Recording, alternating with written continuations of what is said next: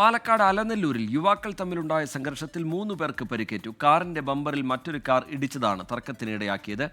വെട്ടുകത്തിയുമായി പ്രകോപിതനായി നിൽക്കുന്ന യുവാവിന്റെ ദൃശ്യങ്ങൾ പുറത്ത്. ശ്രീജിത്ത് ശ്രീകുമാരൻ വിവരങ്ങളുമായി ചേരുന്നുണ്ട് പാലക്കാട്ട് നിന്ന്. ശ്രീജിത്ത്, വാഹനമിടിച്ചു എന്നുള്ള തർക്കമാണ്. അതിൽ തന്നെ പിന്നീട് ഈ വെട്ടുകത്തിയൊക്കെ ആയിട്ട് ഇറങ്ങുക എന്നുള്ളത് വലിയ ഞെട്ടിക്കുന്ന സംഭവമാണ്. എന്താണ് അവിടെ സംഭവിച്ചത് ശ്രീജിത്ത്? ഇന്നലെ രാത്രി 12 മണിയോടുകൂടിയായിരുന്നു TK ഇത്തരത്തിലൊരു സംഭവം നടക്കുന്നത്.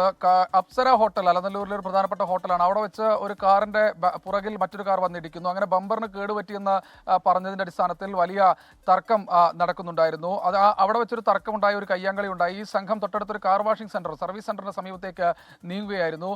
അങ്ങനെ ഒരു 3 പേർക്ക്, ആ 3 പേരുടെ പേരുവിവരങ്ങൾ ഇങ്ങനെയാണ്: അഷ്റഫ്, യൂസഫ്, ഷിഹാബ്.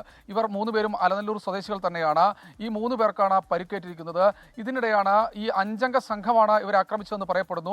ഒരു യുവാവ് വെട്ടുകത്തിയുമായി നിൽക്കുന്ന, അല്ലെങ്കിൽ അത് വീശാൻ വേണ്ടി നിൽക്കുന്ന ദൃശ്യങ്ങൾ കൂടി പുറത്തു വരുന്നത്. എന്തായാലും നാട്ടുകാർ ഏറെ ആ പ്രദേശത്ത് അപ്പോൾ ഈ ബഹളം കേട്ട് 12 മണിയാണ്, അർദ്ധരാത്രിയാണ് എന്ന് നോക്കാതെ നാട്ടുകാർ ഏറെ അവിടെ തടിച്ചുകൂടി. അതിനുശേഷം ഈ യുവാക്കളെ പിടിച്ചു മാറ്റി.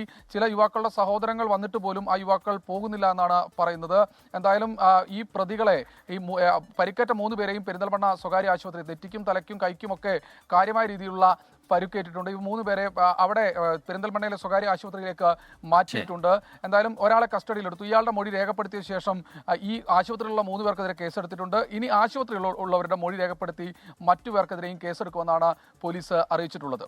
ശരി, വാഹനം തട്ടിയതിന് പിന്നാലെ ഉണ്ടായ തർക്കത്തിന്റെ ഭാഗമായാണ് ഇങ്ങനെ വെട്ടുകത്തിയുമായൊക്കെ നിരത്തിലേക്ക് ഇറങ്ങി ഭീഷണി മുഴക്കുന്ന നിലയിലേക്ക് കാര്യങ്ങൾ പോയത്.